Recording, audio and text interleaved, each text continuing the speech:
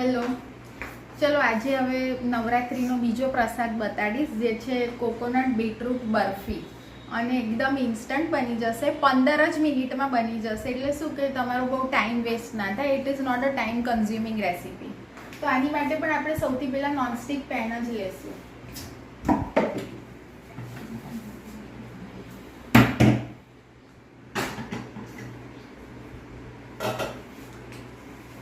તો હવે આપણે પેલા ઇન્ગ્રેડિયન્ટ્સ જોઈ લઈએ. જો આવા 2 મોટા વાટકા ફ્રેશ છીણેલું કોપરું, સૂકું કોપરું નથી લેવાનું, ફ્રેશ છીણેલું કોપરું 2 મોટા વાટકા.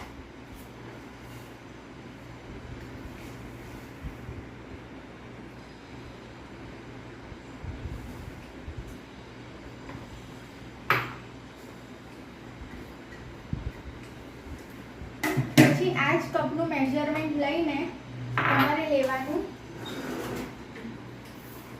1 કપ ખાંડ,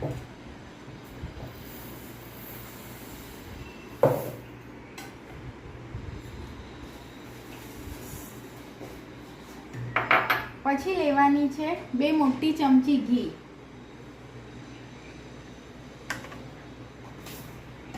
આ જ કપનું મેઝરમેન્ટ લઈને તમારે લેવાનું હાફ કપથી થોડુંક ઓછું મલાઈ અથવા તો ફ્રેશ ક્રીમ, તમે કોઈ પણ લઈ શકો.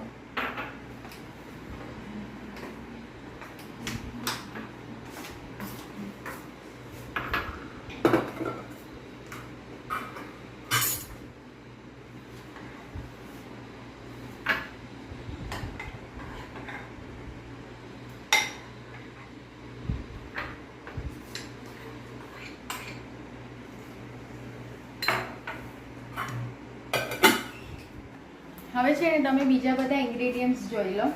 આ મેં જે અત્યારે તમને આ બધા ઇન્ગ્રેડિયન્ટ્સ બતાડ્યા, that is 2 cup of fresh scraped coconut, then 1 cup sugar, half cup of fresh cream and 2 tablespoon ghee. આ બધું જ હવે હું છે ને પહેલાં મિક્સ કરીશ, પછી લો ફ્લેમ ઉપર આ ગેસ ઓન કરીશ અને એને પ્રોપરલી કૂક કરીશ. એના પછી જોશે એક નાનું છીણેલું કાચું બીટ, હું આમાં બીટ નાખું છું, બરાબર. પછી જોશે 3 ટેબલસ્પૂન દળેલી ખાંડ, અને એના પછી જોશે એલાયચી પાવડર 1 મોટી ચમચી, અને ગાર્નિશિંગ માટે જોશે chopped cashew nuts 2 tablespoon, chopped walnuts 2 tablespoon, grated almond. હવે જો ફ્લેમ લો છે અને હું આ બધું પ્રોપરલી મિક્સ કરી લઉં છું લો ફ્લેમ ઉપર. પછી આને 15 થી 20 મિનિટ હું લો ટુ મીડિયમ ફ્લેમ ઉપર કૂક કરીશ. બસ 15 થી 20 મિનિટમાં આ કોકોનટ બીટરૂટ બરફી રેડી થઈ જશે. હા, હવે જો આ 15 થી 20 મિનિટ તો હું કોન્સ્ટન્ટ આને હલાવીશ જ, પણ પછી આની શું સાઇન છે કે આ પ્રોપરલી કૂક થઈ ગયું છે, કે આ બધું જ એકરસ થશે અને એક લમ્પ બની જશે પેનમાં, અને it will leave the sides of pan. That is the sign કે આ પ્રોપરલી કૂક થઈ ગયું છે.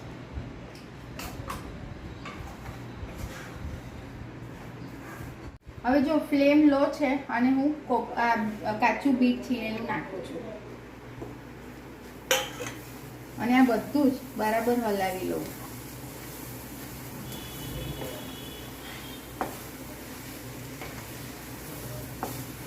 અને તમે લો ફ્લેમ પર જ આ રેસીપી બનાવજો, કારણ કે નહીં તો કોપરું બળી જશે.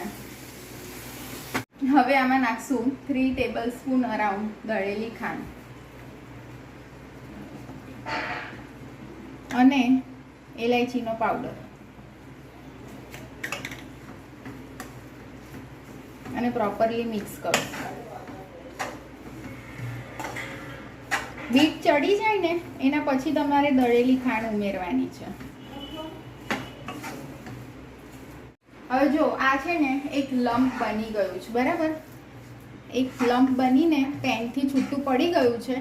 હવે આપણે આને ટ્રાન્સફર કરશું ટ્રેમાં, અને પછી આને સેટ કરશું ફ્રીઝમાં કલાક માટે.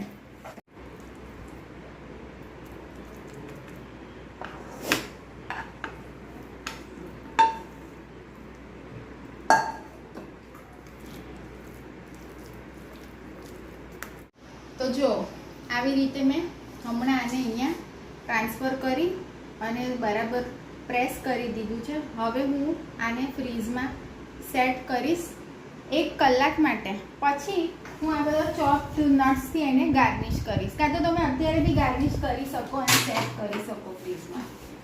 તો આ બધું છે ને તમે હમણાં પણ ગાર્નિશિંગમાં અત્યારે ગાર્નિશિંગ કરી શકો.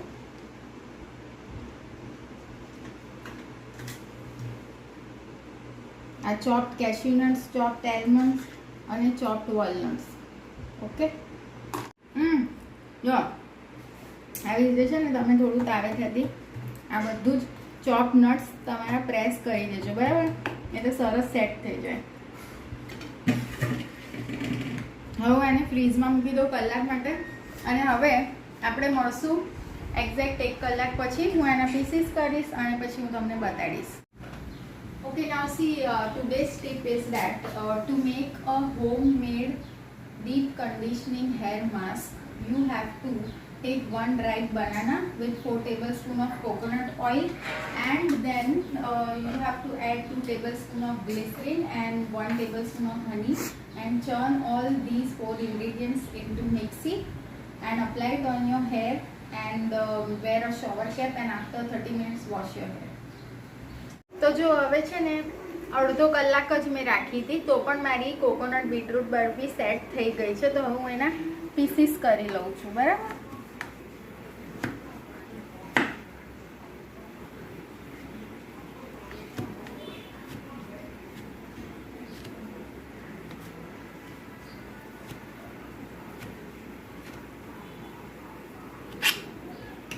તો જો આ છે મારી કોકોનટ બીટરૂટ બરફી રેડી 15 મિનિટ્સમાં. તો નવરાત્રિનો પ્રસાદ, આ મારો સેકન્ડ પ્રસાદ મેં તમને બતાડ્યો છે. ઓકે, અને હવે હું ટેસ્ટ કરી લઉં કે આ કેવી બની છે.